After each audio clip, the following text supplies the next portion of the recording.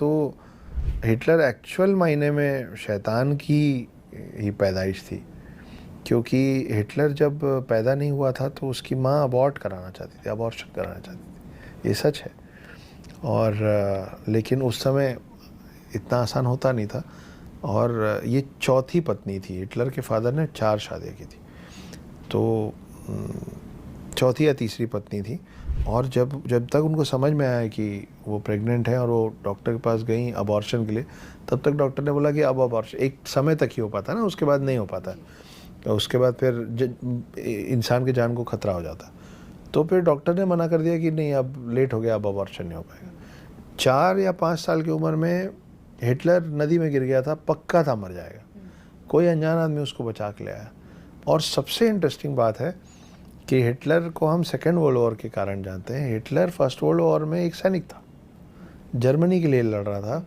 और एक ऐसा समय आया था जब वो एक अमेरिकन के बंदूक के नोक पे खड़ा था, और जब उस बंदे ने गोली चलाई तो वो गोली चली नहीं। तो उस अमेरिकन को लगा कि शायद जीसस चाहते हैं कि इस निहत्थे को मैं छोड़ दूँ। वो जीसस को मानने वाले ने इस आदमी को छोड़ दिया। ये हिटलर था जिसको इसने ज़िंदा छोड़ दिया था। और बाद में जब हिटलर इतना फेमस हुआ, तब वो अमेरिकन बोला कि ये तो वही लड़का है जिसकी मैंने जान बख्श दी थी। ये सोच के कि जीसस नहीं चाहते कि मैं मरूं, क्योंकि मेरे बंदूक के अंदर गोली थी, मैंने चलाया और वो गोली नहीं निकली।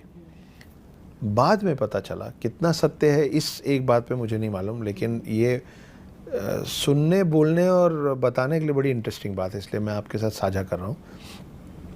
बारूद में अगर एक बूंद भी मतलब पानी या नमी हो जाए तो फिर वो फायर नहीं होती। उस समय हाथ से बनते थे, गोलियां हाथ से बनती थी।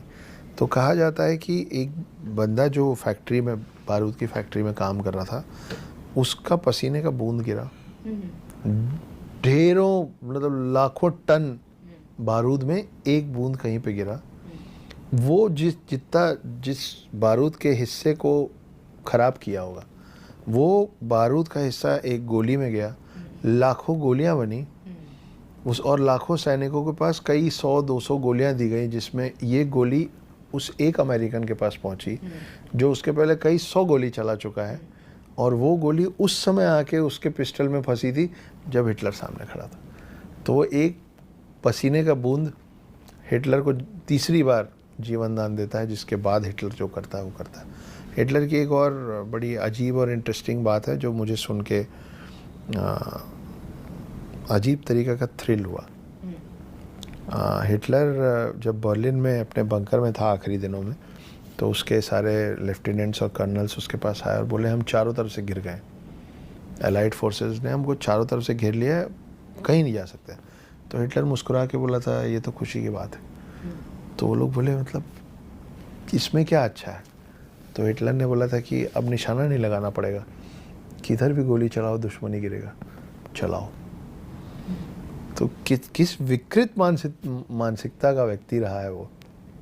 तो ये चंद बातें हैं हिटलर के बारे में। फिर ध्यानचंद वाली बात तो सबको पता ही है कि हिटलर ने उनको ऑफ़र किया था, और सुभाष चंद्र बोस हिटलर से मिलने पहुंच गए थे भारत को बचाने के लिए।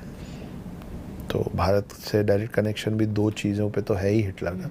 हालांकि हिटलर ने मेक कैफ में जो उनकी किताब है, उसमें उन्होंने हिंदुस्तानियों के लिए भी लगभग वैसी ही बात लिखी है जैसी बात उन्होंने यहूदियों के लिए लिखी थी।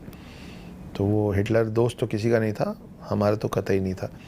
और मैंने अभी ये भी पढ़ा कि हिटलर जिस पहली महिला से प्यार करता था वो खुद एक यहूदी थी, और बाद में उसने जो हॉलोकास्ट मचाया है